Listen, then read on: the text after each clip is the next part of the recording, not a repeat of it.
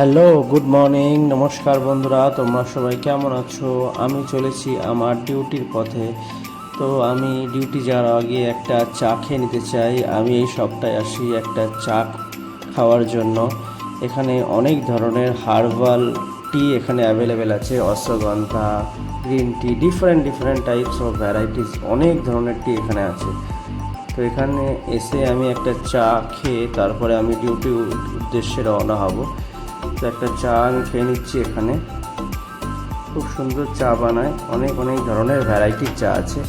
এরপর আমি চলে যাব আমার হোটেলে।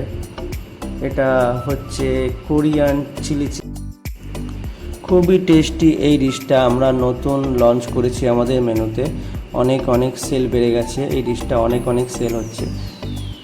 তো ডিশটার প্লেটিং দেখো, এরকম ডিশটা দেখতে হবে। এর মধ্যে ক্যাশু নাট আর স্প্রিং অনিয়ন দিয়ে গার্নিশ হয়েছে।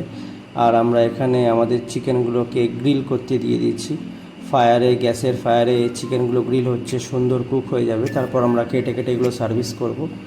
বিভিন্ন ধরনের কাবাব আমরা বানিয়েছি।